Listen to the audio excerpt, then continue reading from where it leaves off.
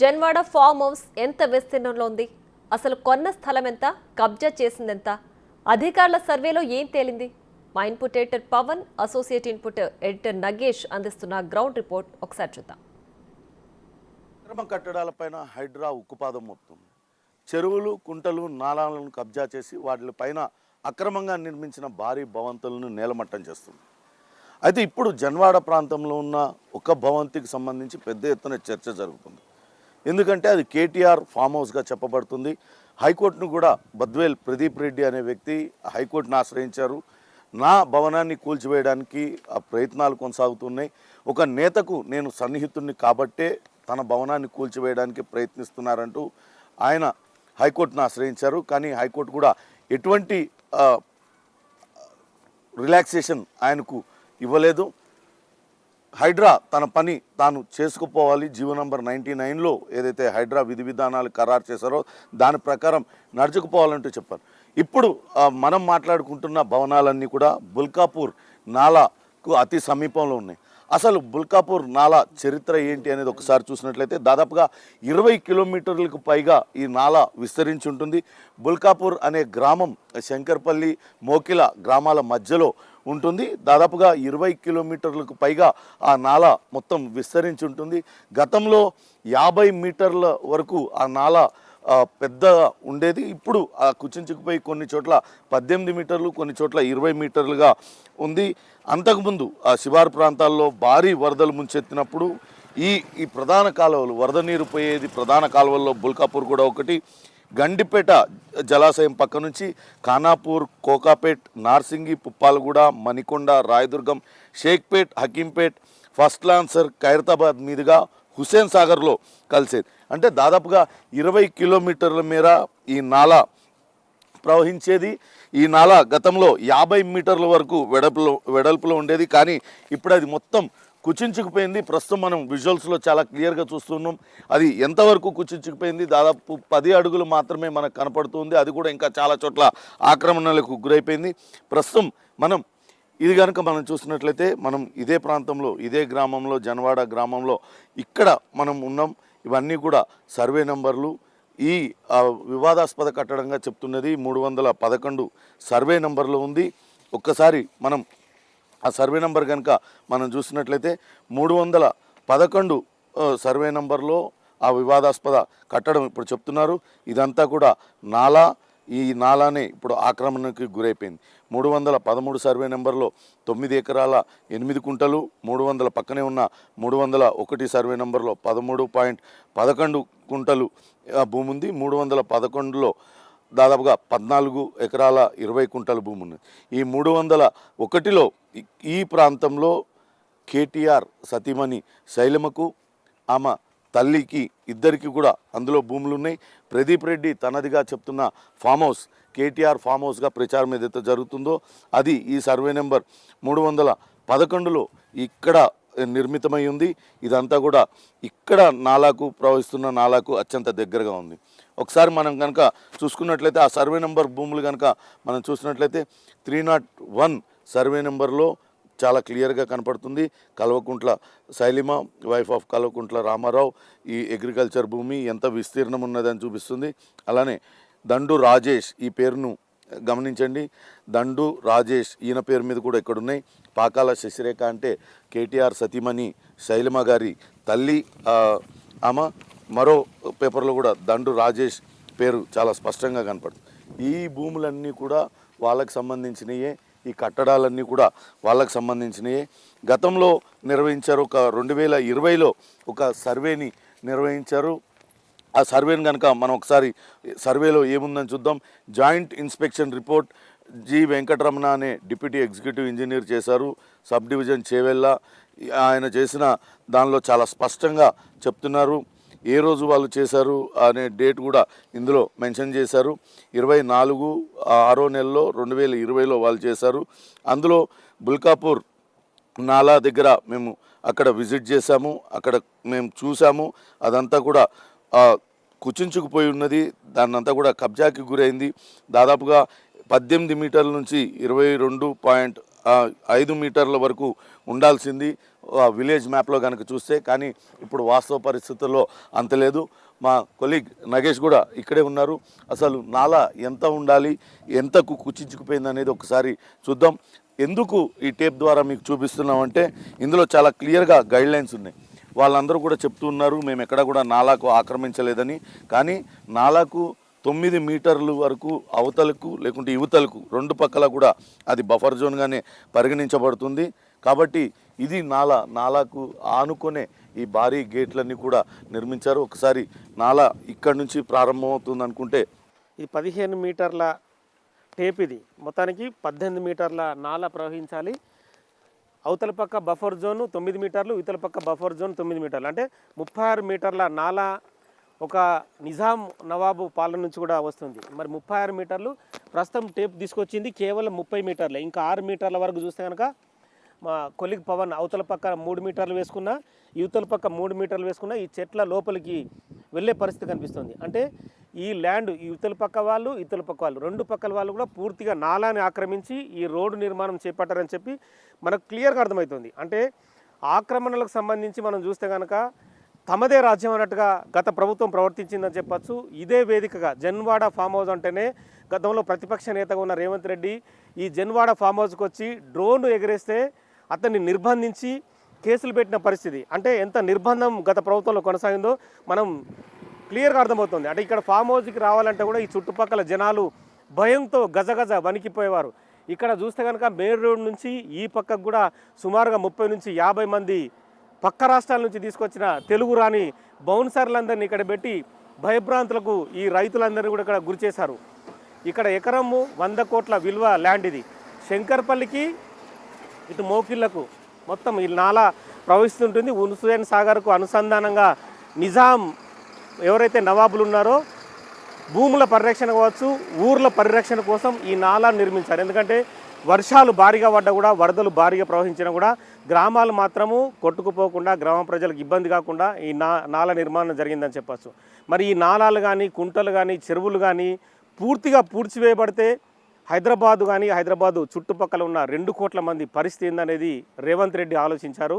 అందుకే హైడ్రాని రంగంలోకి దించారు. హైడ్రా తన పని తాను చేసుకుంటూ పోతుంది. హీరో నాగార్జునకు సంబంధించిన కన్వెన్షన్ను ఇప్పటికే కూల్చివేశారు. ఎన్ని ఒత్తిళ్లు వచ్చినా ఆగేది లేదని చెప్పి ప్రభుత్వం చెప్తోంది. ప్రస్తుతం పవన్ ఉన్నారు. ఇది ప్రదీప్ రెడ్డి గెస్ట్ హౌస్. ఏ సర్వే నెంబర్లో ఎంత భూమి ఉంది, ఆ భూమి ఎవరికి చెందుతుంది అనేది ఒకసారి వివరించే ప్రయత్నం చేస్తా. 311 సర్వే నెంబర్.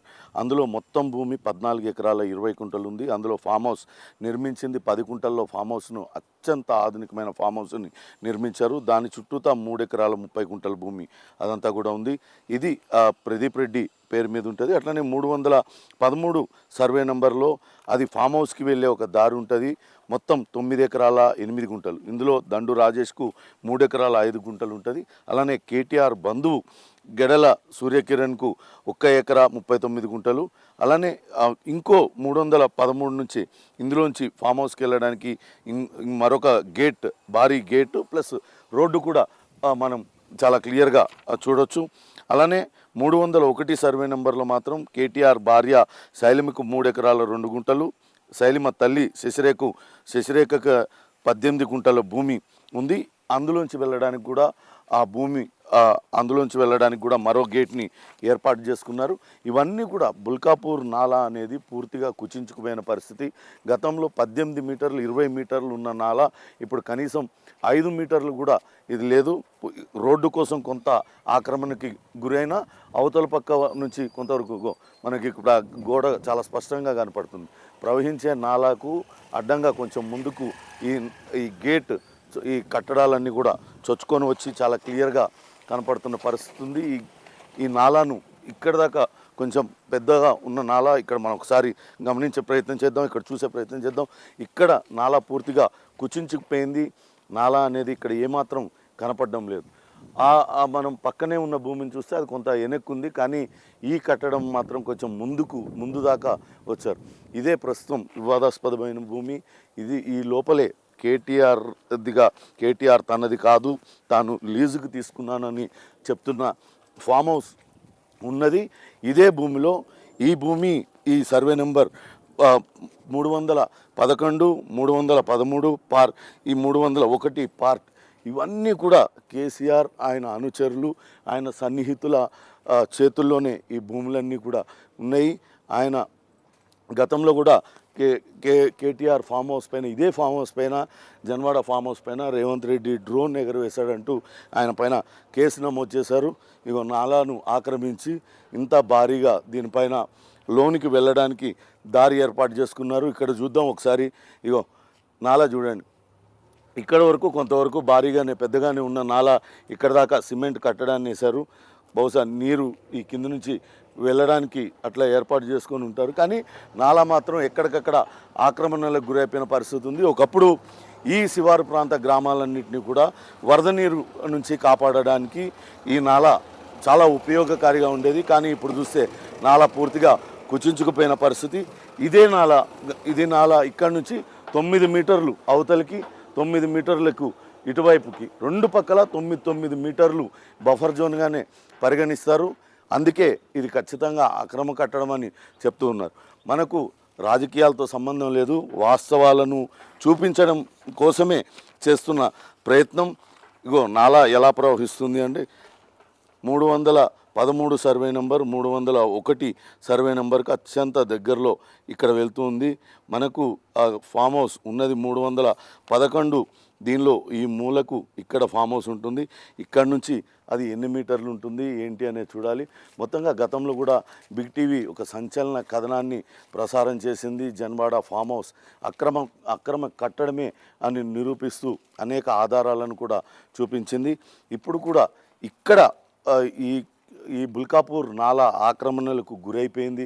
కేవలం జన్వాడలో మాత్రమే కాదు, ఎక్కడైతే బుల్కాపూర్ గ్రామం ఉందో అక్కడి నుంచి హుస్సేన్ సాగర్ దాకా వరద నీటిని సాఫీగా ప్రవహించడానికి గతంలో ఏర్పాటైన నాలా ఇప్పుడు పూర్తిగా కుచించుకుపోయిన పరిస్థితి అయితే కనపడుతుంది. ఈ నాలాను ఎలాగైనా సరే కాపాడాలని అనేక మంది కోరుతున్నారు. పర్యావరణ ప్రేమికులు కూడా కోరుతున్నారు. నాలాలు కుచించుకుపోవడం వల్ల ఇటీవల భారీ వర్షాలతో వరద ఏ రకంగా హైదరాబాద్ నగరాన్ని చుట్టుపక్కల ప్రాంతాలని ముంచెత్తింది అందరూ చూశారు.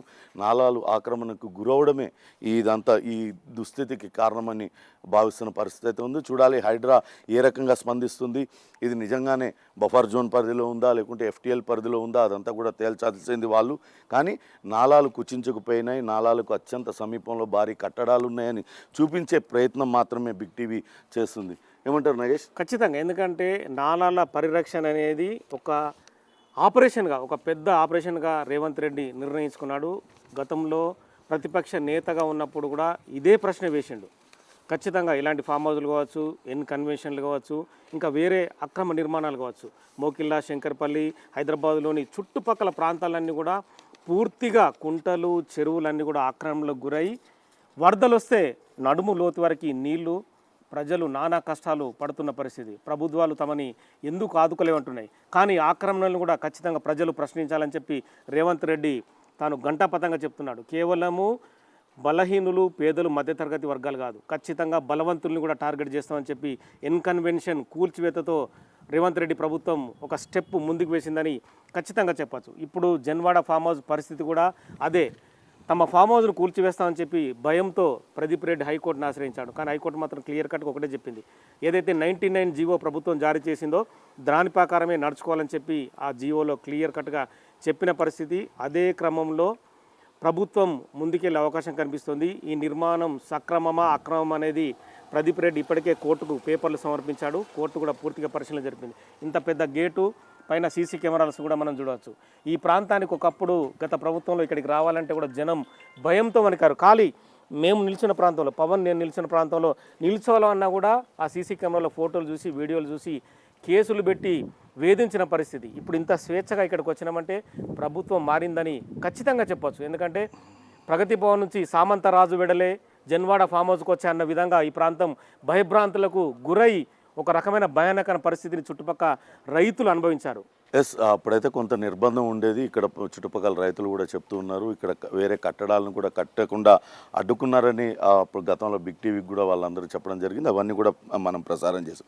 ఒకసారి 2020లో ఏదైతే ఇక్కడ executive engineer, deputy executive engineer ఇచ్చిన రిపోర్ట్ని కనుక చూస్తున్నట్లయితే ఖచ్చితంగా నాలాలు కుచించుకుపోయినాయి. గతంలో 18 నుంచి 20 మీటర్ల వరకు స్ట్రక్చర్ ఉండాలి ఇక్కడ అని చెప్తున్నాను. నాలా అనేది కనిపించాలి 18 నుంచి 20 వరకు. కానీ ఇప్పుడు మనం చూసినట్లయితే కనీసం 5 మీటర్లు కూడా లేని పరిస్థితి ఉంది. ఖచ్చితంగా అధికారులు దీనిపైన స్పందించాలి, చర్యలు తీసుకోవాలని ప్రజలైతే గట్టిగా కోరుతున్న పరిస్థితి అయితే ఉంది.